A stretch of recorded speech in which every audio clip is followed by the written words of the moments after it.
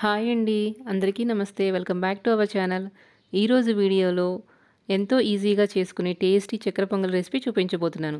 మన ఇంట్లో ఏదైనా పూజ జరిగినప్పుడు కానీ లేదా పండగలప్పుడు కానీ ఎంతో త్వరగా చేసుకునే ఈ ప్రసాదము వీడియోలో చెప్పిన కొలతలు ఫాలో అవుతూ చేస్తే ఫస్ట్ టైం చేసినా కానీ చాలా పర్ఫెక్ట్గా వస్తుంది. ఇంకా ఈ చక్కెర పొంగలి టేస్టీగా ఎలా తయారు చేయాలో చూసేద్దాం.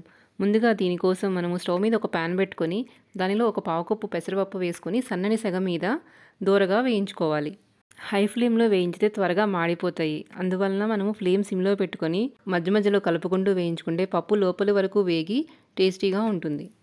పెసరపప్పు ఇలా కొంచెం రంగు మారిన తర్వాత దీనిలోని ఒక 3 పావు కప్పుల బియ్యం వేసుకొని ఒక 2 నిమిషాలు ఫ్రై చేసుకోండి. పెసరపప్పు బియ్యం కలిపి మనకి మొత్తం 1 కప్పు క్వాంటిటీ అయ్యింది. వేయించుకున్న పెసరపప్పు బియ్యాన్ని ఇప్పుడు ప్రెషర్ కుక్కర్లోకి ట్రాన్స్ఫర్ చేసుకుందాం.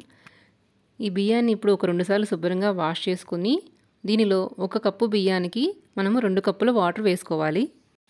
అన్నము పొడిలాడుతూ ఉండాలంటే 2 కప్పుల వాటర్ సరిపోతుంది. మీకు కొంచెం మెత్తగా కావాలి అంటే ఇంకొక పావు కప్పు ఎక్స్ట్రా వేసుకోవచ్చు. దీనిలోని 1 టీ స్పూన్ నెయ్యి వేసుకొని ఒకసారి మిక్స్ చేసుకొని కుక్కర్ మూత పెట్టి స్టవ్ ఫ్లేమ్ మీడియంలో పెట్టుకొని 3 విజిల్స్ రానివ్వాలి. అన్నం ఉడికేలోపు మనం బెల్లం పాకం కోసం స్టవ్ మీద ఒక గిన్నె పెట్టుకొని దానిలో తరిగిన బెల్లం 1 కప్పు వేసుకొని అలాగే అరకప్పు పంచదార కూడా వేసుకొని 1 కప్పు వాటర్ పోసుకొని పాకం పట్టుకుందాం. ఇక్కడ నేను బ్రౌన్ షుగర్ వేసుకుంటున్నాను. మీరు దాని ప్లేస్లో నార్మల్ షుగర్ అయినా వేసుకోవచ్చు. ఇప్పుడు బెల్లం ఒకసారి కరిగిన తర్వాత బెల్లాన్ని ఫిల్టర్ చేసుకుందాం. ఇలా ఫిల్టర్ చేసుకున్న బెల్లం పాకాన్ని ఒకసారి గిన్నె కడుక్కొని మళ్ళీ గిన్నెలో వేసుకొని స్టవ్ మీద పెట్టి 2 పొంగులు వచ్చేంత వరకు ఉడికించుకోవాలి. బెల్లం అనేది పాకం రానవసరం లేదు. ఇలా ఒక 2 సార్లు పొంగు వచ్చిన తర్వాత స్టవ్ ఆఫ్ చేసి పక్కన పెట్టుకోండి. ఈలోపు అన్నము ఉడికిపోయిందండి. ఒకసారి ప్రెజర్ పోయిన తర్వాత కుక్కర్ మూత తీసి చూసుకుందాం. ఇలా ఒకసారి బాగా గరిటెతో మిక్స్ చేసుకున్న తర్వాత దీనిలో మనము ఉడికించి పెట్టుకున్న బెల్లం పాకాన్ని వేసుకోవాలి. ఈ బెల్లం పాకం వేసిన తర్వాత ఫ్లేమ్ని లోనే పెట్టుకొని ఒక 5 నిమిషాలు మధ్య మధ్యలో కలుపుకుంటూ ఉడికించుకోవాలి. ఈ పాకం అంతా అన్నానికి పట్టి కొంచెం గట్టిగా అయ్యేంత వరకు ఉడికించుకోవాలి. ఈ టైంలోనే ఒక చిటికెడు పచ్చకర్పూరం కూడా వేసుకొని ఒకసారి మిక్స్ చేసుకొని 2 నిమిషాలు ఉడికించుకొని స్టవ్ ఆఫ్ చేసుకోండి. ఇప్పుడు స్టవ్ మీద వేరొక ప్యాన్ పెట్టుకొని 1 టేబుల్ స్పూన్ నెయ్యి వేసుకొని దీనిలోనే సన్నగా కట్ చేసుకున్న ఎండు కొబ్బరి ముక్కల్ని ఒక 2 టేబుల్ స్పూన్లు వేసుకోవాలి. మధ్య మధ్యలో కలుపుకుంటూ ఎండు కొబ్బరి ముక్కల్ని దోరగా వేయించుకోవాలి. ఇలా కొంచెం ఫ్రై అయిన తర్వాత దీనిలోనే ఒక 2 టేబుల్ స్పూన్ల జీడిపప్పు కూడా వేసుకొని దోరగా వేయించుకోవాలి.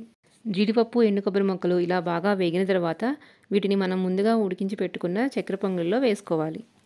ఇప్పుడు డ్రై ఫ్రూట్స్ అన్నిటిని ఒకసారి అన్నంలో కలిసేలాగా బాగా మిక్స్ చేసుకోండి. ఇప్పుడు ఒకసారి స్టవ్ ఫ్లేమ్ ఆన్ చేసుకుని సిమ్లో పెట్టుకొని దీనిలో ఒక పావు కప్పు నెయ్యిని కొంచెం కొంచెంగా వేసుకుంటూ ఒక 2 మినిట్స్ ఉడికించుకోండి. నెయ్యితో పాటు ఒక 1/2 టీ స్పూను యాలకుల పౌడర్ కూడా వేసుకొని ఒకసారి బాగా మిక్స్ చేసుకోండి.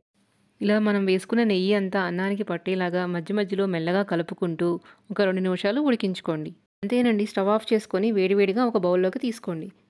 ప్రసాదాన్ని ఒక అరిటాకులో కానీ లేదా విస్తరిలో కానీ పెట్టుకుని దేవునికి నైవేద్యంగా సమర్పించండి. అంతేనండి, ఎంతో హెల్తీగా టేస్టీగా ఉండే ఈ చక్కెర పొంగల్ని చాలా సింపుల్గా చేసుకోవచ్చు. మీరు కూడా ఒకసారి ట్రై చేసి ఎలా వచ్చిందో చెప్పండి.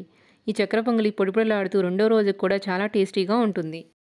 చూస్తుంటేనే నోరూరిపోతుంది కదండి. ఇంకెందుకు ఆలస్యం, మీరు కూడా ఒకసారి ట్రై చేసేయండి. మీకు ఈ వీడియో నచ్చినట్లయితే లైక్ చేయండి, అలాగే సబ్స్క్రైబ్ చేసుకోండి. మీ ఫ్రెండ్స్తో కూడా షేర్ చేయండి. Thank you.